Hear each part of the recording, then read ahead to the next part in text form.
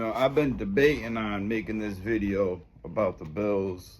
Either I should or shouldn't make it because Bills mean everything, right? The Buffalo Bills. We want to we want to go to the Super Bowl. You know, huge fan, been a fan since I was born. I'm not like everybody else.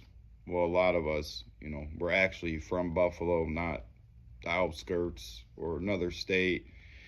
Not no bandwagon. But I really want to touch on Brandon Beane and the Pagulas. And I'm like on the fence with Sean McDermott, but Beane and the Pagulas. Now the Pagulas ruined the Sabres completely, right? The Pagulas put Beane in position. Now Beane's been here, I think now 8 or 9 years, right? The only two good things that he has done for our city, for the Buffalo Bills, is Allen and Cook. That's it. And when this trade deadline just happened, he failed our team and he failed our city, right? And he sat there, and I seen all the little stuff going on with WGR.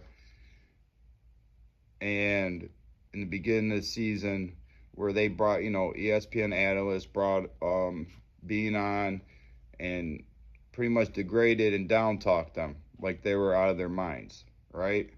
But they weren't, because they specifically asked about the receiver position, which this is a crazy thing, is that Josh Allen is a freak, right? In a good way, right? But he is not enough to win us a Super Bowl. Cook is not enough to win us a Super Bowl. I'm not going to lie, our defense is looking a lot solid now, but we also did just lose Hoyt.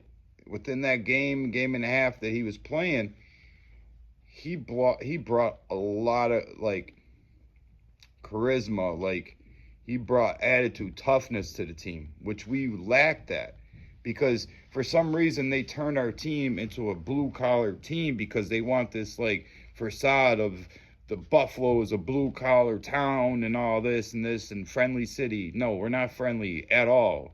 Okay, not one bit are we. But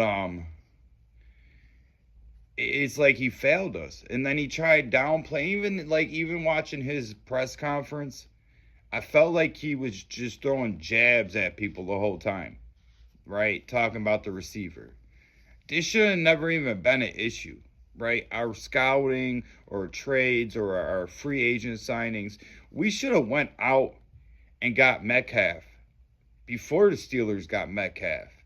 We could have got Cooper Kupp. We could have got tons of other receivers in the beginning before the season even started. But we wanted to go with Sanders. We wanted to see, let's see Coleman, see how he's going to project in his second year. Look it, bro. I've been playing football since a little kid. I've been watching football. I've coached. I had a brother that was really good. And I take a lot of information from him, and it's if he's not showing any type of progression in his first year at receiver, 8 out of 10 times, I even want to say 9 out of 10 times, they're not going to get any better, right? So he should have known from his first year that nothing was going to go on.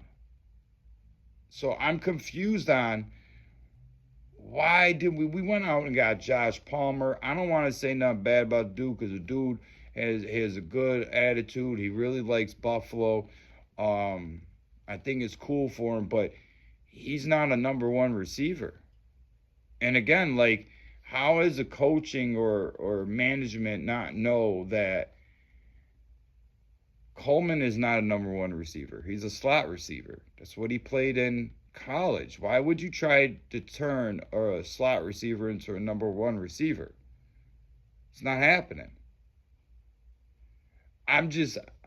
I hate to say, because I every single year I want, I'm a Bills fan, so I want to say we're going to make it to the Super Bowl, right? I'm always going to think that, I'm always going to feel that, but in all reality, it's like we're not doing anything to separate ourselves from anybody, even in games. We don't do enough to separate ourselves. I don't think we have a good offensive coordinator at all. We have a freak of nature of two players on our team, and that's just what it is. We have Kincaid, Knox. They can ball out, they can catch. Yes, I'll give them that. But past that, we don't have no receiver. We should be able to do good. And to be real, Sean McDermott is not any different than Marv Levy. Besides, Marv Levy gets so much credit when he shouldn't, right? I'm going to keep it real. I'll be the first one to say Marv Levy is the worst coach that any team have ever had, because you had that level of talent on your defense and offense and could not win a Super Bowl. And that's what it feels like again. Yes, we haven't made it to the Super Bowls, but we've made it to the conference multiple times now. And it feels like the same thing. We have some really great players, but the coaching is not there to get us to where we got to go. Or our GM is not the person that's going to put the other pieces around our players. Like, I'm confused, man. Like I can't be the only person that sees this, says this, or thinks this. Like I said, I coach. So I have somewhat of a knowledge. And just common sense, too. It's like I almost, honestly, and I'm not even saying this to be funny, like, I really feel like I can go in and be a better GM than Beane. Hey, Pagulas, what up?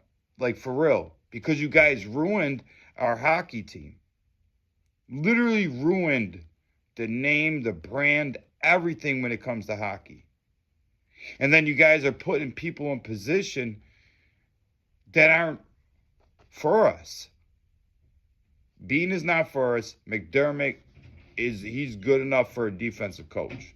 But make sure y'all like, subscribe, comment.